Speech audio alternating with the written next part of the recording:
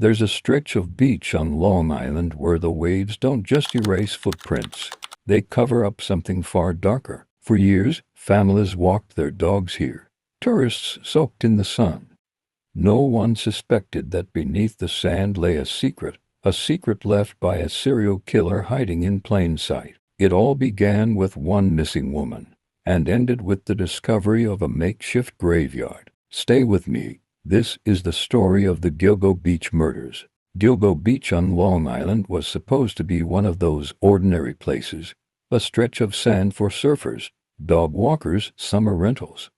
But in the summer of 2010, Gilgo Beach became the setting for one of America's most chilling true crime mysteries, because what started as a search for one missing woman uncovered a graveyard and a secret that had been buried not by nature, but by a predator hiding in plain sight. It all began with a name, Shannon Gilbert, 24 years old, a struggling online escort who advertised her services on Craigslist. She wasn't a regular at Gilgo Beach. She had driven out there one night to meet a client, a man named Joseph Brewer, who lived in the gated Oak Beach community, just off the dunes. Something went wrong. Just after 4:50 a.m., Shannon made a frantic 911 call. Her words were panicked, nearly incoherent. "They're trying to kill me." She ran from the house. Neighbors saw her banging on doors, begging for help. Then, she vanished. The police, initially,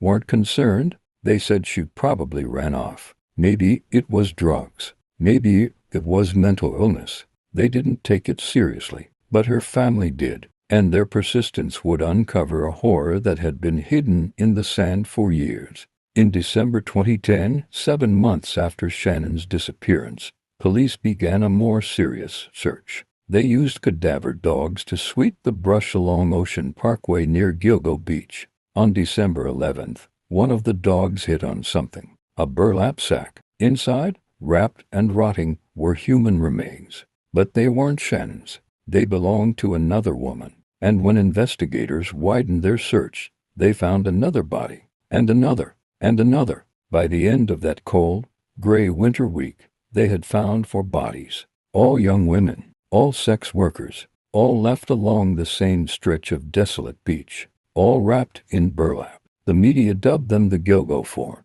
and suddenly, Long Island realized it had a serial killer, maybe more than one.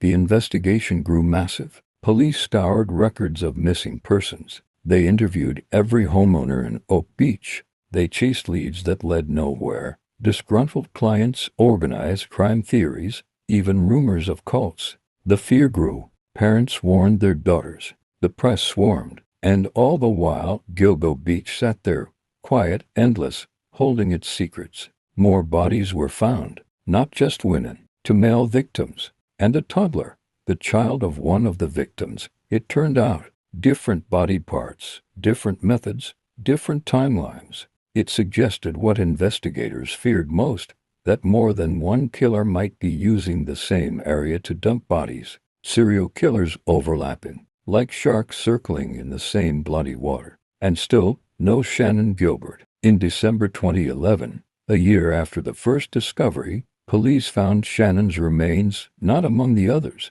but farther out, in the marshlands beyond Oak Beach. Her cause of death, officially listed as undetermined. Police theorized she had become disoriented and drowned. Her family never believed it. They believed she had been chased, that someone had hunted her, maybe the same person responsible for the Gilgo Four, maybe someone else. But either way, Shannon's death remained a catalyst. Without her disappearance, the bodies might never have been found, and the killer, or killers, might have continued unchecked. For years, the case stalled. Leads fizzled. Theories piled up. Police faced heavy criticism for mishandling evidence, for moving too slowly. People whispered about corruption. Some even wondered if someone in law enforcement was involved. It seemed the case would remain unsolved until 2023. In July 2023, after over a decade of dead ends, police announced an arrest.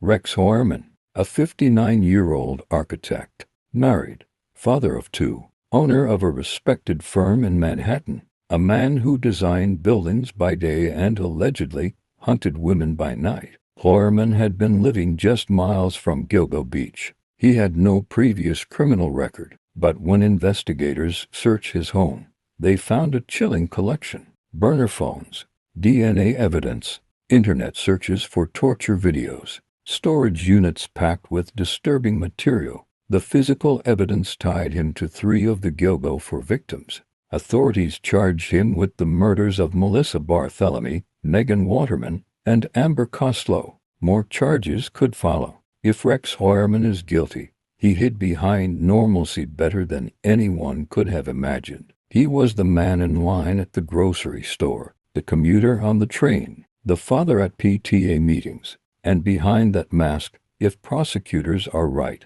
lived a monster, a man who used the anonymity of the internet to find his victims, who used the darkness of Gilgo Beach to discard them like trash, who lived among the living while making sure others didn't. But questions remain.